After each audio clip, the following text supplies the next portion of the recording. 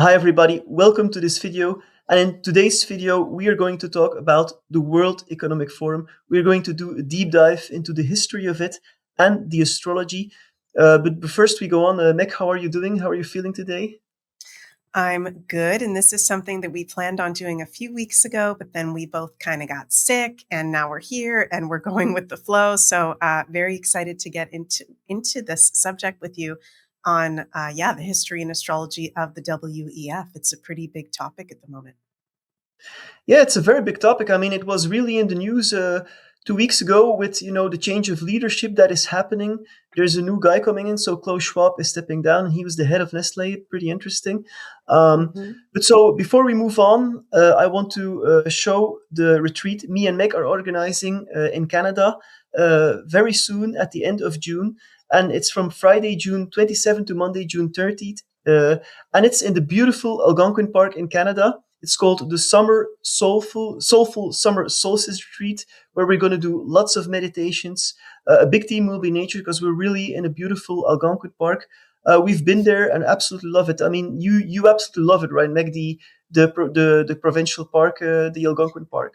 It's so magical, has such a beautiful energy, and I'm so excited. We already have most of the spots are filled, so I think at the moment we maybe have like 5 spots left for the retreat.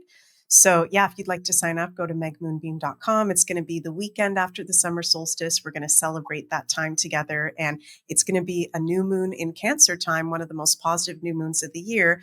Which, of course, is not just a positive energy, but we're going to be able to do some amazing stargazing and the last time we were up near Algonquin Park last year, we saw the Milky Way galaxy. It's so magical. So just so excited to spend that time together with like-minded community. Absolutely. So if you're interested, the link is also in the description. And before we go on, don't also forget to like, share, and subscribe to our channels, even if you haven't already done so. So let's dive into the main subject of today, the World Economic Forum, and we're going to do it like in our last video on the astrology of Europe. So I'm going to first talk a little bit about the history of it, the roots of it, and then I'm going to make the stage to launch into the astrology of the World Economic Forum and what's in store in the future for that organization. So, as many who are watching this probably know, the World Economic Forum is a kind of it's well known, but it has especially among the conspiracy scene, it doesn't have a good name, rightfully so, because it's been involved in control. But I want to look at the roots of it, because if you look at the roots of an organization, you really understand what it is connected to. Mhm. So the World Economic Forum was established by Klaus Schwab in 1971, and the launch date was January 24th, 1971, and that's the day you are going to use, right, Meg? That's correct. Yeah. So that's actually the birth date of the World Economic Forum. So it was established by Klaus Schwab. He's a professor of economy, and in the beginning years, it was the name was different. So it was named the European Management Forum, and then in 1987 they changed the name to the World Economic Forum. But it has been the same entity all the time, actually. And to give you an idea that it's very elitist, um, it's not for the common man. Its sponsorship is totally private, and it's got thousands of partners, among which the biggest companies in the world that make billions in profit each year, that are on the top of their field. There's big tech in there, big pharma, big media, big institutional investors, the big banks. They are all represented as the private, funding mechanisms of the World Economic Forum. And to give you an idea, if you're just a private individual and you want to become a member, it costs like $52,000 a year. So that tells you that that's not something for the common man. It's not something the common man can really afford. And for companies, the membership is in the millions. Also, the WEF is paying no taxes in Switzerland. Also, kind of interesting. Um, so the reach of the World Economic Forum is really apparent to the Young Global Leaders, which is a group that is created under the umbrella of the World Economic Forum by Klaus Schwab, that actually has a lot of young and upcoming politicians amongst their ranks. And prime ministers of countries, heads of state, are actually part of the Young Global Leaders. There's Jacinda Ardern, the Prime Minister of New Zealand, who was really pushing the thing they put in your arm during the pandemic, all of them actually. Justin Trudeau of Canada, country that Meg's from, is a young global leader. Even Belgium, our former prime minister, Alexander De Croo, was also a young global leader. I mean, they're just everywhere. Even in the big tech, Mark Zuckerberg is a young global leader. Emmanuel Macron, also, I forgot to mention, is a young global leader. Sanna Marin, the Prime Minister of Finland, is a young global leader. Even the Princess Mabel of the Dutch royal house is a young global leader. I mean, it just doesn't stop. Peter Thiel, for example, is also a young global leader, and Peter Thiel is also the head of the chairman of the Bilderberg Group right now, also a very elitist globalist organization. And Peter Thiel is also involved with PayPal and with Musk. So really interesting there.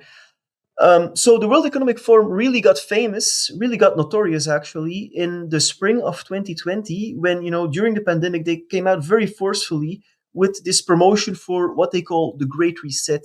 And the Great Reset, with the Great Reset, they, as the name implies, they want to change our society.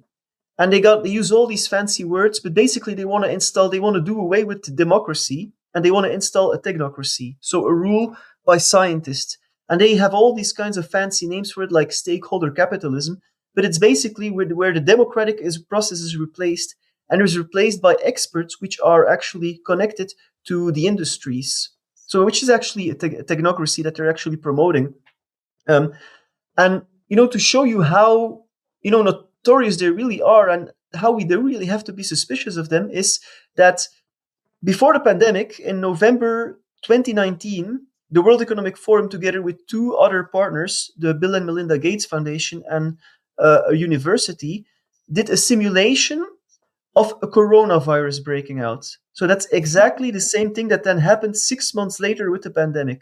And the simulation, even they had like a 5-day simulation with even fake news broadcasts. And if you look at those news broadcasts, there is actually almost no difference with the real news broadcast that happened 6 months later. So it's kind of very suspicious that they were, with Bill Gates' organization, were rehearsing what was going to really happen 6 months later. I mean, and I really go in depth in all this information I share now. I really go in depth on this in my book that's available on Amazon. The link is in the description.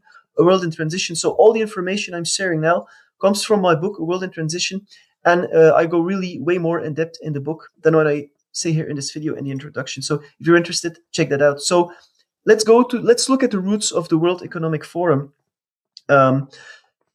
Klaus Schwab actually admitted himself that his mentor was Henry Kissinger. Now, if we talk Henry Kissinger, this is really a mover and shaker of global politics. He died a few years ago, but this guy was a mover and shaker for global politics for decades. Really, like one of those shadow people that everybody kind of knows, but that never really, is a president or something. But really, like the power movers behind the scenes, the ones, in the shadows behind presidents that actually have more power, because presidents come and go, but they stay. So Henry Kissinger was the United States Secretary of State and a national security advisor under several presidents. So he is just as notorious as he's famous. He's actually known for a Chilean coup in 1973. In Timor. I mean, Henry Kissinger has a lot of debts on his conscience, actually, by the global policies he instituted through different administrations. And there's an author, and I really like this quote from the author Fred Branford that says about Henry Kissinger, and I'm going to read this to you: "Only a nation in deep spiritual and psychological disarray could honor a man with as much blood on his hands as Henry Kissinger."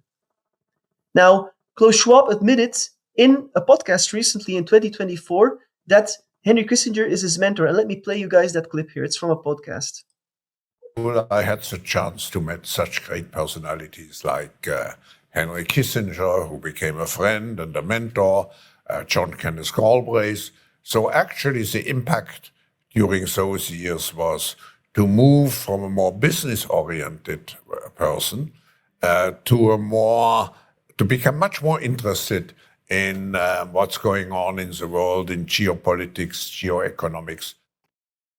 So he literally admits it here. So we already have that link there to Henry Kissinger. And the Great Reset that the World Economic Forum talks about is actually just another word for what they used to call in the 60s, 70s, 80s, and 90s, and in the beginning of the 2000s, when I started going into the conspiracy field, they called it the New World Order. So the Great Reset is basically the same what they used to call the New World Order. And I'm going to show you this clip here of Henry Kissinger, so Klaus Schwab's mentor, calling out for a New World Order. In history, foreign policy has become global. Communications are instantaneous, and there exist problems which are genuinely not national, like environment, nuclear proliferation, and similar issues. So in this sense, we are living in a new world, and a new world order will emerge. The only question is whether it will arise out of intellectual and moral insight and by design, or whether it will be forced on mankind by a series of catastrophes. See how he says a series of catastrophes, and then we have all these catastrophes like 9/11 and the pandemic, very, very interesting. So Klaus Schwab actually was part in the 1960s when he went to America, because he's German. He was part of Kissinger's international seminar, which also took upcoming talent and made them ready for their career. So basically, the young global leaders that Klaus Schwab started is the same as what his mentor Henry Kissinger did with the international seminar. And actually, the head of the former Canadian Prime Minister Justin Trudeau, so Pierre Trudeau, was part also of Kissinger International Seminar. So just as his son was as part of Klaus Schwab's team, so was Pierre Trudeau part of Kissinger's team. So it's basically just like a different generation. So, and before I give the stage to Meg, I want to play this clip here that also shows a connection between Henry Kissinger and the Rockefeller family, because the Rockefeller family are really high up there. They're like really one of the, what people would call the Illuminati families.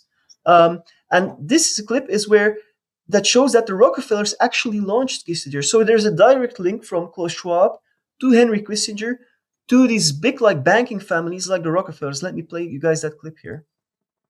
David, Henry Kissinger, and I think he first was noticed by the Rockefeller family after he wrote a very erudite work on nuclear weapons and nuclear war back in the late 19th. So you see here, this is Rockefeller. So I'm going to show him, guys. This is David Rockefeller, the patriarch of the family, basically admitting that their family launched Henry Kissinger. So the evidence is there that the World Economic Forum is totally connected to this old power structure. So that's very, very interesting in my opinion. So, we know it's coming from the old power structure, but of course we want to know what is the astrology, what is going to happen. So I'm going to give the stage to Meg for most of the rest of this video. So Meg, let's maybe take a look at the chart. So you pulled up the chart. What's the first thing that comes to mind? What's the first thing that you wanna mention when you're looking at this chart of this organization?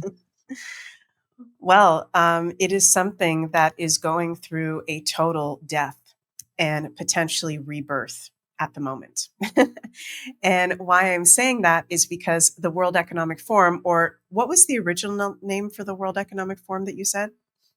It was the European Management Forum.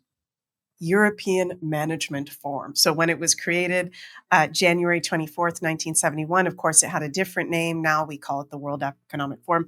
Its new name, what strikes me right away with the astrology, this is the birth chart of the World Economic Forum, is it's a sun at 3 degrees of Aquarius, okay? And in the current astrology in 2025, we have the planet Pluto right now, as we speak, at 3 degrees of Aquarius, exact, retrograde at the moment. Pluto just went retrograde Sunday, May 4th. So, this is an aspect to have transit Pluto conjunct your sun. Most people will not experience this because Pluto has a very long, what we call zodiac revolution. It takes over 240 years to go through all the signs. So most signs will not experience, Pluto conjunct your sun, or even Pluto conjunct your moon, Pluto conjunct your rising. This is something very special and something very intense because in astrology, Pluto is the planet that rules death and transformation and the dark side of life and revealing of secrets. Okay. No Pluto transit is easy, but if you've been someone or something that has been acting from the dark side of life, from a manipulative place, you are going to get exposed with transit Pluto on your sun for sure. So this is just to show in a transit chart. Look, transit Pluto is exactly conjunct the sun of the World Economic Forum right now. So this is something that is not going to stay the same. It is changing. It may even die. Okay. It may be something that becomes completely irrelevant. Now, it is really interesting, Yenzi, because I am seeing in some of the other aspects, there are some positive aspects going on with the astrology of the World Economic Forum. They are having, transit Uranus in trine to the natal Pluto, the transit Saturn, Neptune conjunction that we're having at the moment, 2025, 2026, in trine to the natal. Actually, World Economic Forum has what we call a triple planetary conjunction in the chart. Mars, Jupiter, and Neptune are all within just a few degrees. But when I look at this, my personal astrological interpretation of this is not that it's something that's going to be powerful in a positive way for humanity, or something that's going to continue its power domination over people. This, to me, because Uranus rules innovation, fresh new things, new ways of doing things, like-minded humanitarian people. This kind of looks to me like there might be a possibility, and this may sound really weird, you guys, but there may be a potential here astrologically for a positive group of people to take charge of the World Economic Forum and transform it into something new in a positive way. Or maybe the World Economic Forum is just going to completely implode. It's a transit Pluto conjunct the sun. Okay, let's be honest. That's the most intense thing you could possibly have in astrology. And, a new kind of positive World Economic Forum, there'll be a better name for it, will be created based off of the World Economic Forum. Does that make sense how I just explained that? I understand. That would be that would really surprise me. But we're open to anything. In fact, I like that it's dying. And if It is. something better can come from it, that would be really good. But then it would have to be really cleaned out. And just as an example, you guys, when I'm saying a new World Economic Forum type thing being created, it would be something positive. So meaning, how currently or in the past, the World Economic Forum is this body of people that nobody has elected. Okay, we have not elected these people through our government, yet, as Klaus Schwab says, they have penetrated the cabinets and they have control of our world leaders. That is not fair. That is not right. That is not just. A positive type of organization that could have a positive influence over humanity, it would have to be done in a way where they can't just have control of the leaders without us electing them. It would have to be something that we would subscribe to or allow. So it would be a completely different thing. But, we're entering the age of Aquarius, and Aquarius does rule in astrology groups, organizations, and teams. So it's interesting that the World Economic Forum is an Aquarius, okay, which does rule organizations, but it's an organization that is, with Pluto in square to the moon, a couple other adverse things going on with the chart. They are going for world domination. They are going for technocracy. The dark side of Aquarius is technocracy, transhumanism, to put chips into all of us and completely control us, right? So screw that. We're not going to go for that. So to answer your question, I hope that answered your question. What strikes me right away with transit Pluto conjunct the sun of the World Economic Forum, this is something that's going through a total death at the moment. But it's putting up a fight because the World Economic Forum was born with Mars, 0 degrees of Sagittarius, in sextile to Pluto. Mars and Pluto, the two rulers of Scorpio, are the survivor planets. So when you've got Mars in positive aspect to Pluto, this is something that is a survivor, and it is hard to take out. So I think there is a possibility that this may be a long, kind of drawn out process where the World Economic Forum may keep being around for a bit, but it just becomes more and more irrelevant. Very, very interesting. Yeah, that's what we like to hear, right? Because, as we're moving into this new age of Aquarius, we are really wanting to, to do away with these organizations.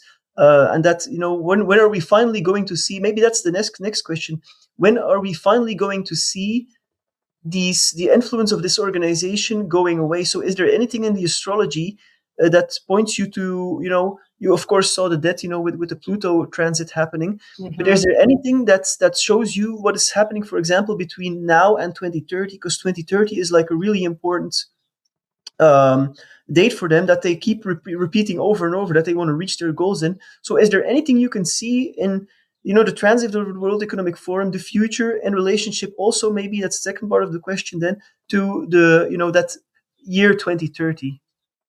Yeah. Before I go to 2030, I just want to touch on the first part of your question, which is when will they kind of start to lose their power, right? So I actually think since 2023, this was the key point, that they started to really, really lose their power. Because what's really interesting is the World Economic Forum, some of you guys may know this, they have an annual meeting in Switzerland every year, right?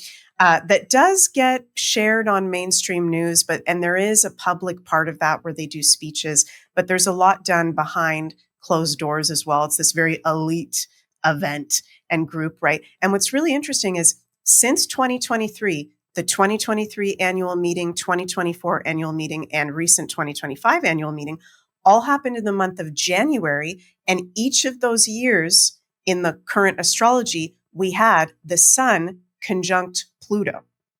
In 2023, when they had their annual meeting, in 2024, when they also had the annual meeting, and 2025, this year that we're filming this video. Okay.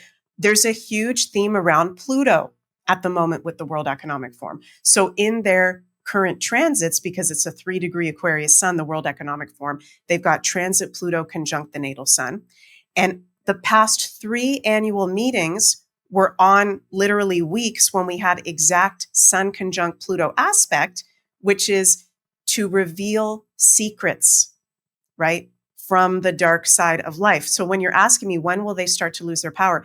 They've already started to lose their power, and in a very strong way since 2023, when all these annual meetings were happening with the sun conjunct Pluto. And if I could just play this clip, Jens, would you mind if I just played this short little clip? I believe, if I'm not mistaken, it's been since 2023 when the lockdowns, kind of stopped, because we had lockdowns 2020, 2021, and even part of 2022, if I'm not mistaken. 2023 was that year when a lot of the independent journalists like Rebel News, shout out to my fellow Canadians, Rebel News, they go every year to the World Economic Forum now and they expose it. So with the sun conjunct Pluto aspect, they were confronting different world leaders. They were, shining the darkness in the light. So if you don't mind, Yenzi, I'd like to just play a little bit of this video to show people who maybe have not seen the amazing independent journalism, very plutonic, that people have done since around 2023. So let me just preface this again in case any of you guys haven't seen. Many independent journalists now will go to the annual WEF meetings and confront the elites on the street when they least expect it. How long did you know that without saying it publicly? Thank you very much. I'm sorry. Answer that question. I mean, we now know that the vaccines didn't stop transmission, but why did you keep it secret? You said it was 100% effective, then 90%, then 80%, then 70%. But we now know that the vaccines do not stop transmission. Why did you keep that secret? Have a nice day. I won't have a nice day until I know the answer. Why did you keep it a secret that your vaccine did not stop transmission? That was Rebel News' Ezra Levant questioning Pfizer CEO Albert Bourla. Right. So what That's a kind great of world? video. It's a lot longer, you guys. You can, if you want to see the whole video, you can go onto YouTube. Rebel News, World Economic Forum annual meetings. They do such a great job confronting a lot of these guys. And they're literally like cockroaches under a light when they get caught. They don't know what to say. They won't answer the questions. And it's disgusting, actually. If we want to really be living in a free world, people that are, the leaders of our supposed free world should actually be answering any question that we, the people, want to ask them. So yeah, that was a great video. I like these guys being roasted. This was Albert Bourla, the head of Pfizer. This is something. This is real journalism. Not this soft glove journalism the mainstream media does today, because they're just all spokespersons for the powers that be, like the World Economic Forum and such. But so to go to the second part of the question, in relationship to 2030, because that's like their year that they're saying, oh, we gotta have, and you see all these people saying that, the World Economic Forum with their Great Reset. You see these AI people saying that, like Musk, and the former scientific head of Google, Ray Kurzweil, saying we're gonna have the singularity, like we're gonna be upload our consciousness to the cloud in 2030. So what's up with this 2030 deal, the year 2030? And is there anything you're seeing in relationship to the timeline, the astrological timeline of the World Economic Forum? Yes, so it's very interesting. So some of you guys have probably heard how the World Economic Forum, they have these 8 predictions for 2030, right? So I'll just say what those are in case some of you guys are listening and you've never heard of this before. And this is something they talk about. It's very predictive programming. The World Economic Forum will mention a lot. Their young global leaders will mention it a lot. These 8 predictions that they have. So number 1, they want you to own nothing and be happy. Number 2, the US won't be the world's superpower. Number 3, you won't die waiting for an organ donor. Number 4, you'll eat much less meat for the good of your health. Number 5, 1 billion people will be displaced by climate change. 6, polluters will have to pay to emit carbon dioxide. 7, you could be preparing to go to Mars. 8, Western values will be tested to a breaking point. Okay, so who the heck are these people that we've never freaking elected putting these 8 new ways of doing things on us by 2030? So very good question that you're bringing up, Jens. Why are they so obsessed with 2030 in particular? Okay, and this is very interesting because when we look at the Western astrology in 2030, okay, we've got the North Node in Sagittarius, we've got the South Node in Gemini, which represents our collective higher purpose, what's in alignment for us to be focusing on in the North Node. The South Node is currently what we're letting go of. It's the point of release. And we're going to be having a very rare aspect, transit Uranus conjunct the South Node, transit South Node. And what's interesting about that is Uranus will be in Gemini by that point. We've actually got Uranus ingressing into Gemini July 7th, 2025, which I think is very positive for the whole world and humanity, because we've been going through Uranus and Taurus since 2018, which is the fall position of Uranus. It's very destabilizing. This is why things have felt so weird, in particular since 2018, 2019. But what I find interesting about 2030 with this Uranus conjunct the South Node, Uranus, the ruling planet of the future, the age of Aquarius, quantum physics, spiritual science, timelines, okay, conjunct the South Node. To me, I'm kind of interpreting this. It's making me think of the Hopi prophecy, right? That Hopi prophecy that I know many of us have heard about, where they predicted on this prophecy stone, I believe it's in New Mexico, if I'm not mistaken, where there will come a time where there will be a splitting of 2 timelines in humanity. And they believe that we're at this time right now. So if you look at this prophecy rock, there's a lower timeline, which is to be disconnected from the earth. And it's really scary and there will be a lot of destruction. And a higher timeline, which is the age of Aquarius. That's what we equate it to in Western astrology, where we are raising our consciousness. We're entering global peace. We're entering spiritual enlightenment. We're entering a new golden age, right? So, and we kind of see this at the moment on the planet. At least I personally do. I've seen it for quite a while, many, many years. And 2025, there's people that are awake to what's going on in the world, and not that we're perfect if you're spiritual or in the consciousness community, but we're awake and aware that there are these very dark, evil groups like the World Economic Forum, like some of these elites losing their power that literally do dark arts and have been trying to harvest our energy, right? So we're awake and we're aware of that, and we're taking our energy back from that. There's a group on that side.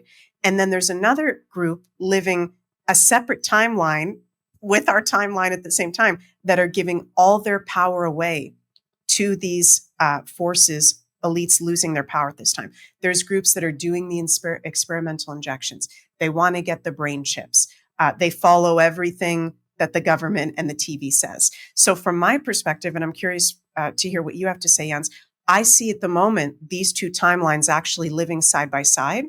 And why I think 2030 is such a critical year, what I'm alluding to here is this could be the year with Uranus, which rules timelines, conjunct the South Node, which rules release and letting go. Perhaps this is the year where these timelines really separate and we're no longer like living side by side so intensely. Wow, interesting. And before I pick up on what you're saying, maybe can you explain to the viewers why you're choosing March 20, 2030? I think I have an Yes. idea, but can you clarify? Yes. So March 20, well, this is our natural new year. So this is the spring equinox of 2030. So January 1st is not the new year. That's the Gregorian calendar new year created by the Vatican to get us to start paying taxes. So whenever I'm looking at the astrology for a year, I'll look at the spring equinox of that year to get a general overview. What I also forgot to mention, you guys, is why would the World Economic Forum and these elites losing their power care about timelines? Okay. They know these people use astrology. And they've been using astrology ever since astrology was invented. They demonize astrology and make it look like a joke because they don't want we, the people, using it for ourselves because it is an empowering tool. They're aware of the Western astrology, the sidereal astrology, the greater astrological cycles. They're aware that we're entering the age of Aquarius, that humanity in the world is waking up, that they're not going to be able to enslave us anymore. The sign of Aquarius rules freedom and independence empowerment. So why, just to be clear, why I think 2030 is critical astrologically is this is a time where they have to have people on board with this program to be able to survive energetically. Am I being clear with that?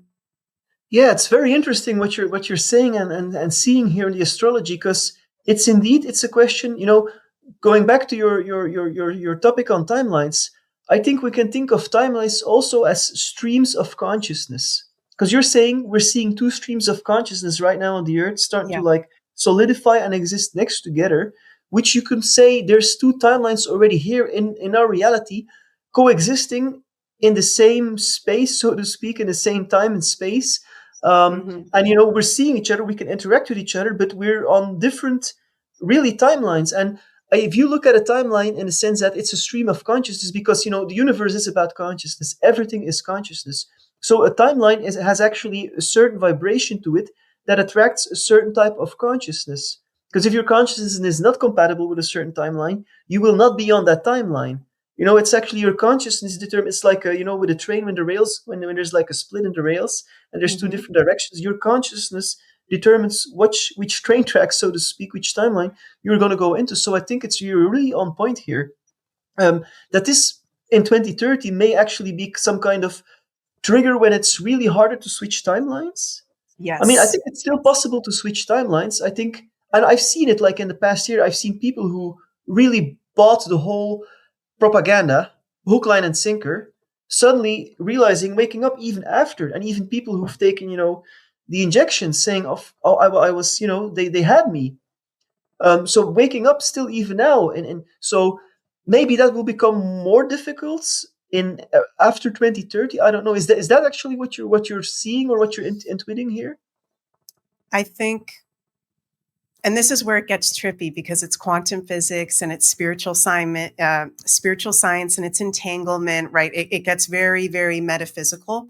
But what I'm kind of feeling here is this is with this Uranus conjunct the South Node in 2030, with many people already theorizing that we've possibly already entered the beginning of the age of Aquarius. On top of that is an influence. This may be a cutoff point for you to get on that higher timeline, so to speak. That is the greatest opportunity, I think, for anyone alive as a human to possibly experience, like that shifting of consciousness, entering the age of Aquarius. So I'm seeing it as possibly a cutoff point.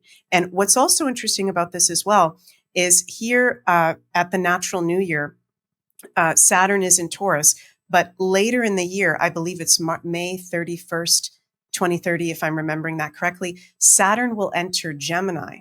Okay. And the last time, so in 2030, Saturn will be in Gemini.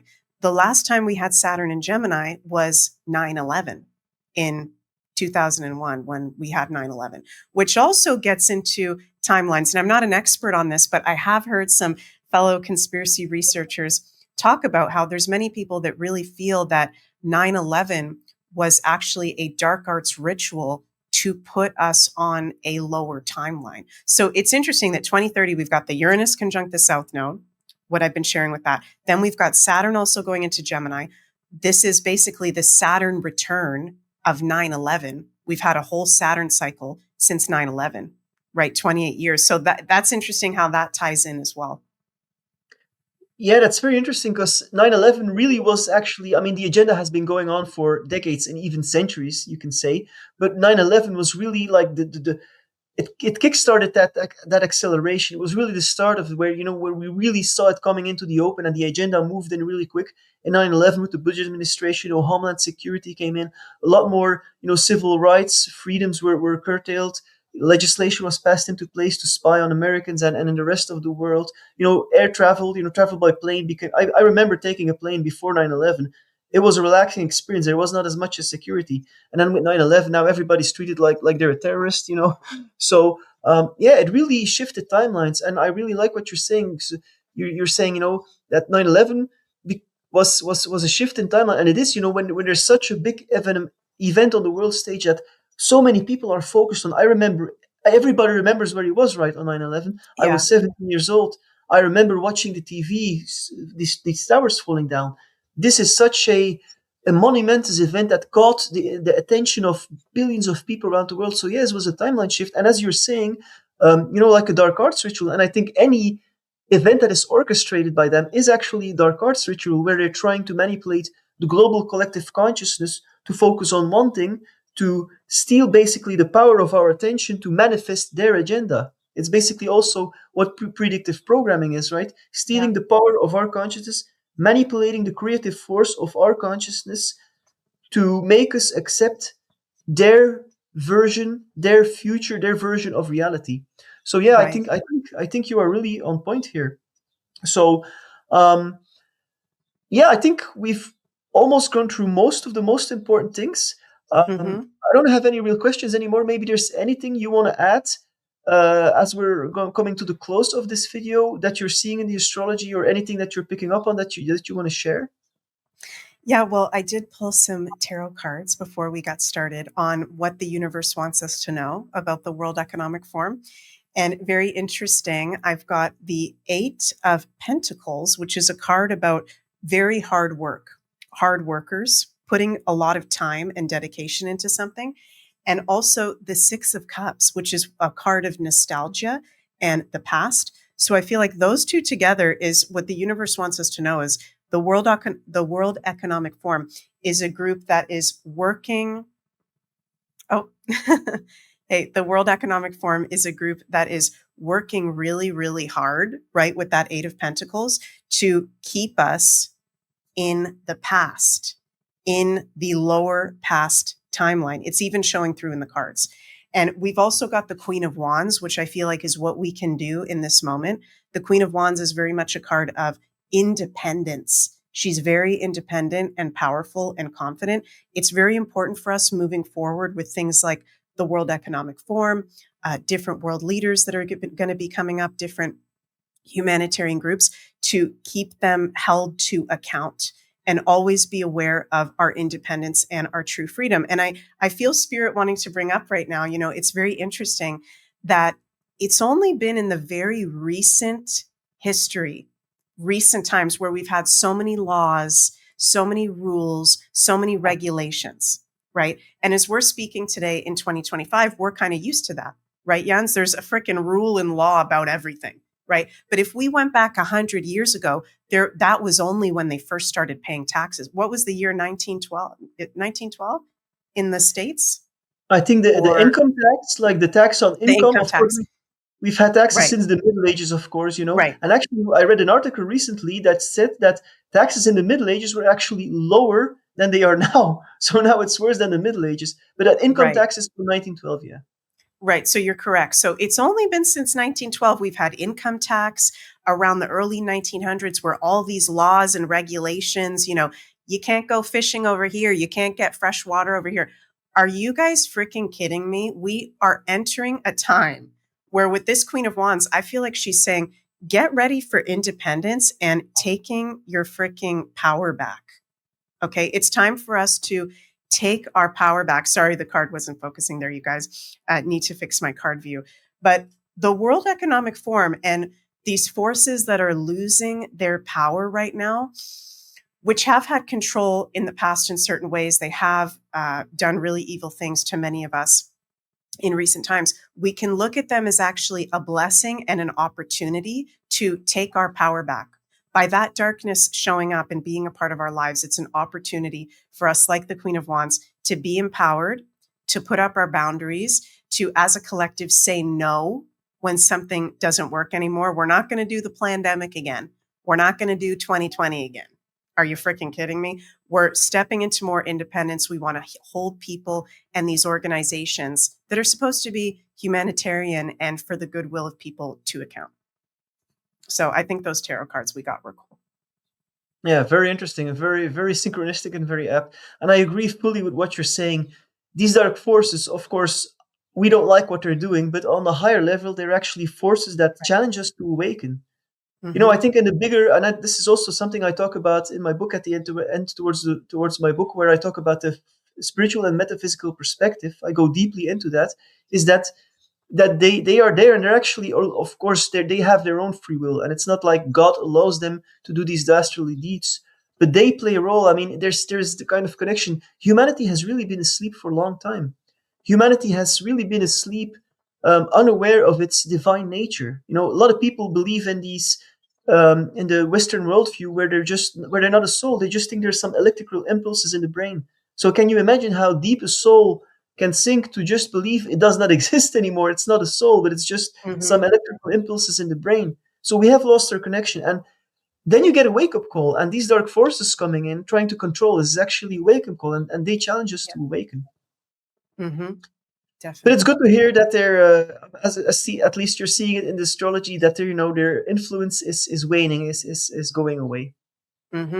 Definitely. And just last thing I'll say is, if you look around at your life, I know many of us were from completely different places in the world. We have different situations. But if you look around, more and more people are waking up. They are becoming more independent, more empowered, wanting to take their power back. And this is happening more and more rapidly. Right. For you, Jens, as a Belgian, you were one of the first Belgians to really speak out really in depth on some of the conspiracy information and what's been going on in this scene over in Belgium. And for you, you've been in this for what, over 20 years studying this. At the beginning, I've heard you share with me privately that, there wasn't that many people open to it that you knew in Belgium. And now so many more people are waking up to it. And that's happening all over the world.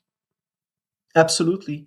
We're in very exciting times. It's not without its birth pains, but I don't subscribe to a doom worldview. Of course, I call out, being conspiracy theorists too, I call out, I want to call out these dark deeds. We shouldn't ignore it, but we should also focus on the light and on a positive future. And, it's written in the stars, as they say. Yes. Okay, so thanks everybody for watching. As always, don't forget to like, share, and subscribe. And don't forget to check out, if you're interested in gathering with like-minded people in a beautiful nature setting, don't forget to check out. And it's not want to go on stage anymore. Anyway, never mind. Don't forget to check out what we showed at the beginning of the video. Our soulful. Oh, there it is. Soulful summer solstice retreat that me and Meg are hosting in the beautiful Algonquin Park in Canada. Check that out. So thank you people for watching, and we'll see you in the next video. We're going to be doing more videos like this. We haven't done one for 3 weeks because we both had something going on, but we'll be back every week. A video from me and Meg. So thanks for watching, and see you in the next video. Bye-bye. Bye.